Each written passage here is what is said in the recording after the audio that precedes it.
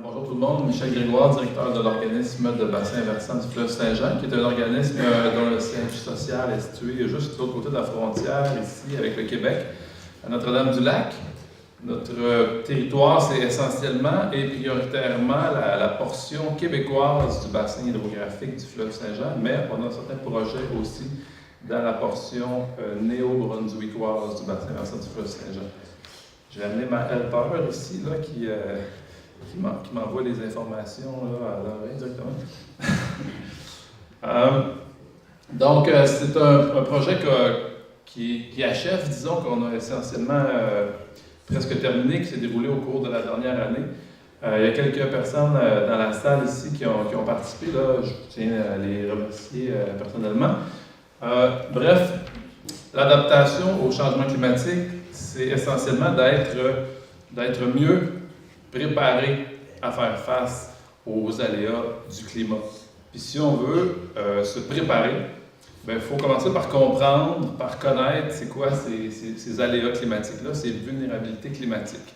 Puis c'est vraiment compliqué parce que, comme les personnes qui ont parlé avant moi l'ont mentionné, ça touche à tellement d'aspects de nos vies, que ce soit les insectes ravageurs, que ce soit les feux de forêt, les sécheresses, les inondations, que ça devient très compliqué de savoir, OK, on commence par quoi? De là, l'intérêt, premièrement, d'adopter une approche régionale qui permet déjà là de regrouper les gens autour d'une même cause, d'une même problématique. Puis de prioriser. Prioriser, on va commencer par prioriser en fonction de ce que les gens perçoivent comme étant des problématiques. Il peut y avoir d'autres problématiques moins bien perçues parce qu'ils ne sont pas encore arrivés sur le territoire. Si on prend l'exemple d'insectes ravageurs, par exemple. Donc, je commence. Initier l'évaluation des vulnérabilités climatiques pour des communautés du nord-ouest du Nouveau-Brunswick. En mise en contexte, c'est un projet qui a été, puis je vais le voir, vous allez le voir sur la prochaine diapo, mais qui a été financé par la Fondation WWF Canada, M. Simon Mitchell, qui est dans la salle ici, là, qui est essentiellement la personne ressource pour le fleuve Saint-Jean dans l'adaptation au changement climatique. Puis un projet semblable s'était déroulé en 2013-2014, plus au sud, toujours pour des communautés riveraines du fleuve Saint-Jean, avec Woodstock, Heartland, Florenceville, Bristol, qui est un milieu essentiellement anglophone. Alors, ici, dans le nord-ouest, milieu principalement francophone. Donc, on a été mandaté pour initier cette évaluation de la vulnérabilité. Donc, trois partenaires, en fait. Fondation WWF Canada, qui a une personne ressource pour le fleuve Saint-Jean. Nous, l'OBV du fleuve Saint-Jean, qui était le promoteur là, qui a réalisé le projet. Puis la Société pour la nature et les parcs, chapitre du Nouveau-Brunswick, qui a un certain intérêt dans la préservation de milieux naturels qui viennent contribuer on va le voir tantôt, mais à tempérer, à tamponner, atténuer, c'est le mot que je cherchais, atténuer les crues en absorbant, en gardant une certaine quantité d'eau dans des milieux naturels, dans des milieux humides, par exemple. Donc, cinq parties à ma présentation. Initier le processus d'évaluation de la vulnérabilité, mobiliser les élus, les intervenants de première ligne, former un comité de travail, organiser et animer les rencontres du comité, puis produire un rapport disponible au grand public. Donc,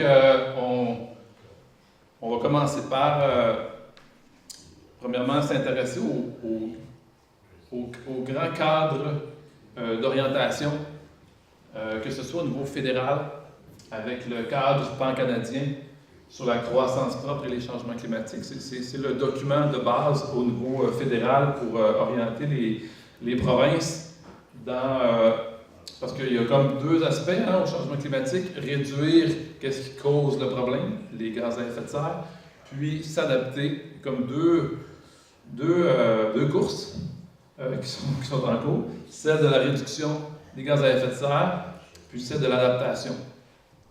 Essentiellement, si je résume. Donc, 2 documents de base là, sur lesquels on se base. OK, donc ce qu'on a essayé de faire et que je vais revenir, mais je vous inviterai à prendre connaissance du rapport qu'on a produit.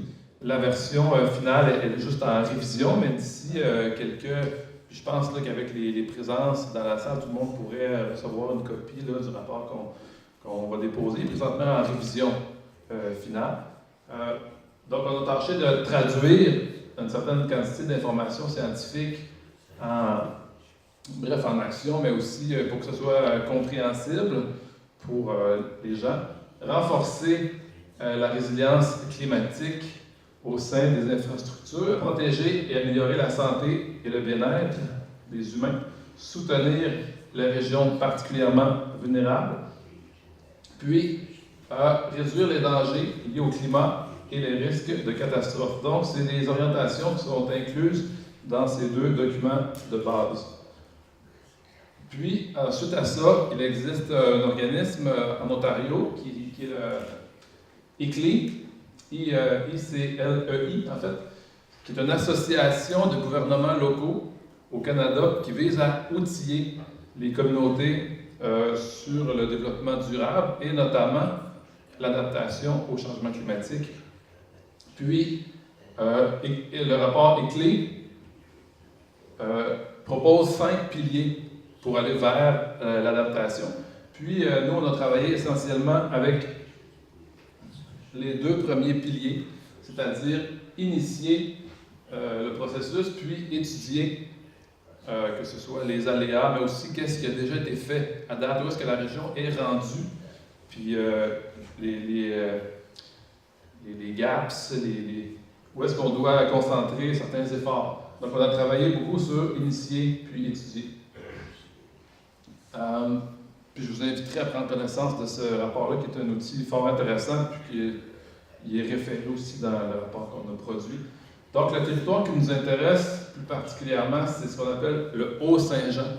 Le Haut-Saint-Jean, c'est toute la partie qui est en vert sur la carte, qui est toute un tiers environ du bassin hydrographique du fleuve Saint-Jean. Je ne sais pas si tout le monde se replace sur la carte, mais on est présentement dans le bassin hydrographique du fleuve Saint-Jean, lequel draine un territoire partagé entre le Québec, le Nouveau-Brunswick et le Maine, puis qui se jette dans la baie de Fundy, à l'endroit de la ville de Saint John.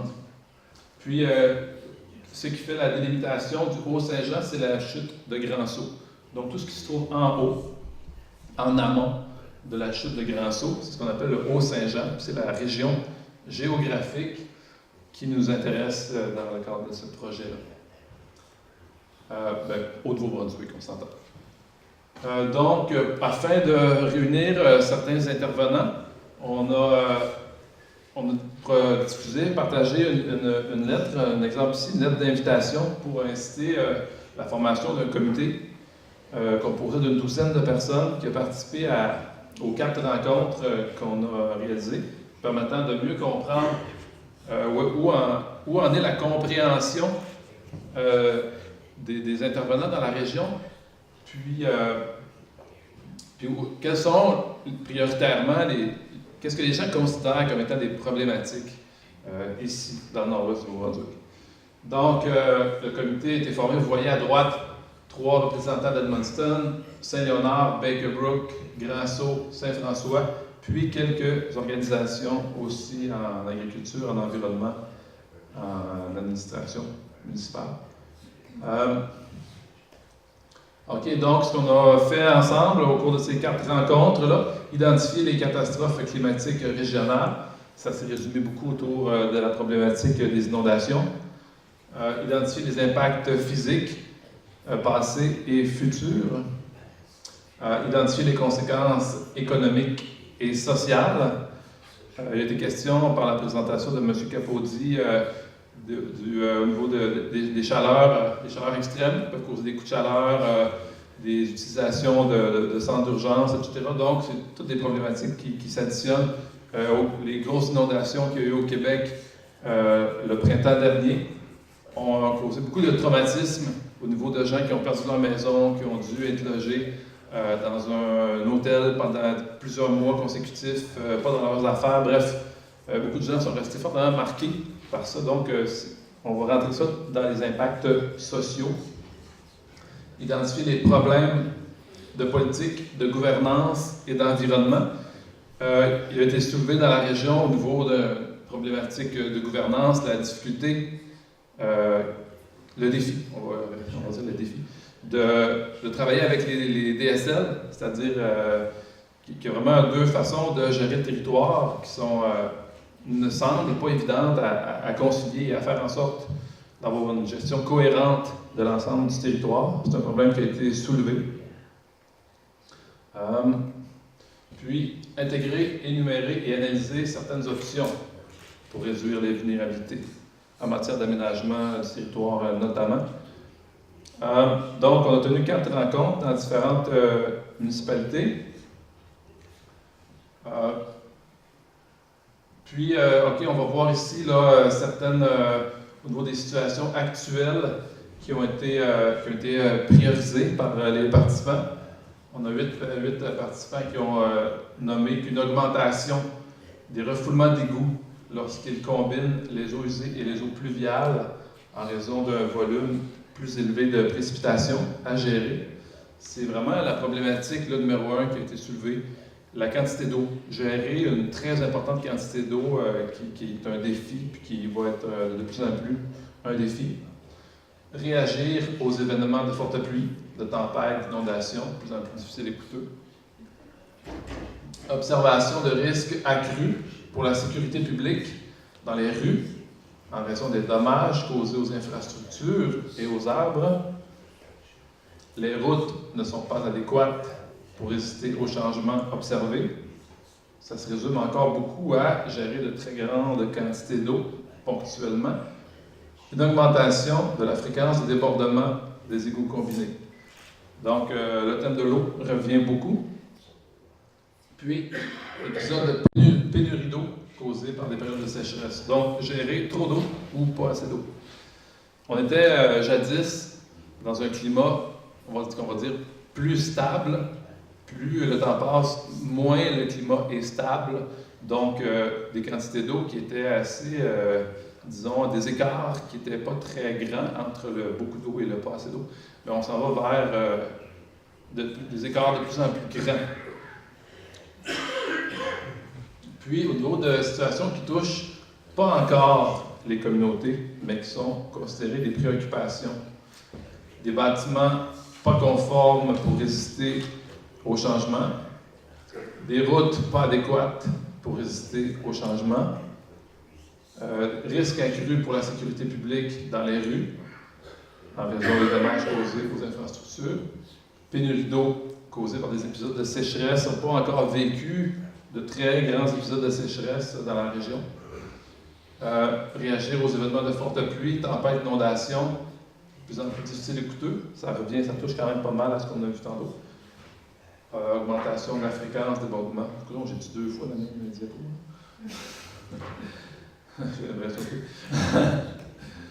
OK. Au niveau des impacts observés, selon leur importance, qualité et quantité d'eau potable, si on prend le bassin versant de la rivière Iroquois, qui est la source d'eau de la ville d'Edmundston, si on observe une période de sécheresse plus prolongée, on peut se retrouver avec une pénurie d'eau, risque de pénurie d'eau pour la ville, risque de baisse de qualité d'eau. Lorsqu'on a moins d'eau, généralement, elle est de moins bonne qualité. Puis, on a aussi travaillé avec les municipalités pour identifier des problématiques localisées dans leur secteur. Ici, on a l'exemple de Baker Brook. Oui, c'est bien ça. Donc, je vous inviterai aussi à les consulter là, dans le rapport là, que vous en recevrez copie si vous laissez vos courriels là, à l'entrée. Il y a différentes cartes des différentes municipalités qui ont participé. Ensuite de ça, on a eu une présentation du Centre d'hydrologie du ministère de l'Environnement et des gouvernements locaux. Ceux qui travaillent à la prévention, pas la prévention, mais plutôt la diffusion de l'information sur le risque au niveau des inondations. Comment on fait pour dire que, oups, la semaine prochaine, watch out, il va y avoir des problèmes. Donc, tout comprendre la prévision, plus au niveau météorologique, le fonctionnement de ça, c'était bien intéressant. Dans le rapport aussi, on a mis plusieurs liens pour permettre aux gens de comprendre la source de ces informations. Puis, au niveau des cadres de référence, puis des formations qui ont été suggérées, bref, sous forme de recommandations. Au niveau des bonnes pratiques en aménagement de la voirie, penser différemment à l'aménagement de la voirie, surtout dans un contexte de forte quantité d'eau. La bonne gestion des eaux de précipitation à grande et petite échelle. Le répertoire des bonnes pratiques en gestion des eaux de ruissellement. C'est des références qui ont été offertes aux participants. Les outils pour la conservation des milieux humides. On a à préserver des milieux naturels pour leur permettre de faire leur job au niveau des services écologiques. Puis la bonne gestion des eaux de précipitation et des eaux usées. Donc à gauche, là, une image là, de la page de couverture là, du rapport qu'on est sur le point là, de déposer avec sa table des matières. Puis au niveau des recommandations du rapport, on a promouvoir et sensibiliser. Premièrement, pour être capable de s'adapter au changement climatique, il faut comprendre qu'est-ce que ça veut dire, cette affaire-là. Il faut bien saisir ce que ça représente dans notre région. Donc, sensibiliser, c'est un très, très gros morceau, là, autant au niveau des élus que de la population en général. Que tout le monde puisse bien comprendre de quoi on parle. Puis, à ce sujet-là, le travail que nous, on a fait, en fait, d'initiation d'identifier les vulnérabilités. C'est un peu un travail qu'on achève, puis qu'on passe le flambeau à nos collègues de la CSRNO pour qu'ils puissent poursuivre au niveau vraiment de raffiner l'identification des vulnérabilités. Impliquer les résidents qui habitent les DSL, adopter des résolutions au niveau des conseils municipaux pour démontrer que les municipalités vraiment s'engagent dans l'adaptation au changement climatique, que ce soit clair pour tous, élaborer un plan qui traduit une vision à long terme, de toute façon ça va devenir une exigence, déterminer des cadres de référence appropriés pour que tout le monde travaille avec une certaine cohérence, puis sélectionner des données environnementales pertinentes à surveiller. On a notamment identifié le besoin d'avoir un meilleur détail de cartographie des zones inondables dans la région. C'est quelque chose qui est en processus, mais il y avait une certaine faille à ce niveau-là. Puis, donc, finaliser l'évaluation de la vulnérabilité climatique, évaluation quantitative des vulnérabilités futures. OK. Atténuer les dégâts causés par de fortes précipitations. Dans le fond, on a géré des très grandes quantités d'eau. Puis ce qui est le plus préoccupant, c'est lorsque vraiment l'eau atteint son maximum, parce que là, c'est là qu'on a une plus grande quantité de dommages. Je pense que je veux juste donner une petite notion ici, là, parce que c'est pas nécessairement, oui, ça fait partie de la solution, mais c'est pas nécessairement en augmentant d'un pied, puis de 2 pieds, puis de 3 pieds le diamètre d'une calvette qu'on va sur le long terme régler la problématique. Tant qu'on ne va pas travailler dans le bassin hydrographique, changer notre perception du drainage. On a travaillé depuis partout dans le monde en fait, dans une dynamique de drainer le territoire, de se débarrasser de l'eau, que ce soit pour l'agriculture, pour les travaux forestiers, que pour en milieu urbain, au niveau de l'aménagement des routes, construction de fossés de drainage, tranchées de drainage. Imaginez-vous, vous avez plein d'exemples vont vous venir à l'esprit, stationnement, etc. Ça fait 50 ans minimum qu'on veut se débarrasser de l'eau. Mais là, aujourd'hui, on est pris avec des problèmes, qu'on a trop d'eau à gérer au bout. Alors, essayons de travailler, changer notre façon de faire pour préserver, conserver l'eau sur le territoire. La quantité d'eau qu'on va avoir à gérer au bout va être moindre. C'est quelque chose qui peut se faire dans des petits bassins hydrographiques. Donc, au niveau des travaux de voirie, en agriculture aussi, en foresterie, changer notre mentalité, travailler à préserver l'eau sur le territoire. Plus longtemps elle va rester sur le territoire, ça va permettre une recharge des nappes d'eau souterraines en plus, puis va faire en sorte que les pics de crue vont être atténués. Former les ouvriers de voirie municipale sur les techniques de contrôle du ruissellement, c'est des choses qui se font, qui existent et qui fonctionnent. Il y a des gens qui sont spécialisés dans ce genre de formation-là. Puis, ils sont de plus en plus en demande, parce que les gens commencent à comprendre que, effectivement, c'est une voie à privilégier. C'est tout ce qu'on va rentrer dans la gestion des eaux de ruissellement, préserver l'eau sur le territoire. Améliorer la cartographie des zones inondables, c'est quelque chose qui est en train de se faire. Puis, élaborer un échéancier et évaluer le financement, parce que, comme M. Capodier l'a mentionné, il y a des programmes de financement qui s'en viennent, bref. Les opportunités de financement provincial et fédéral, budget nécessaire, échéancier détaillé et hiérarchisé en fonction des vulnérabilités qu'on a identifiées. Promouvoir des plans d'action à l'échelle locale et régionale. On a essayé de permettre, de faire en sorte de démarrer, en fait, une approche au niveau de l'adaptation au changement climatique, une approche qui soit régionale. Et c'est tout.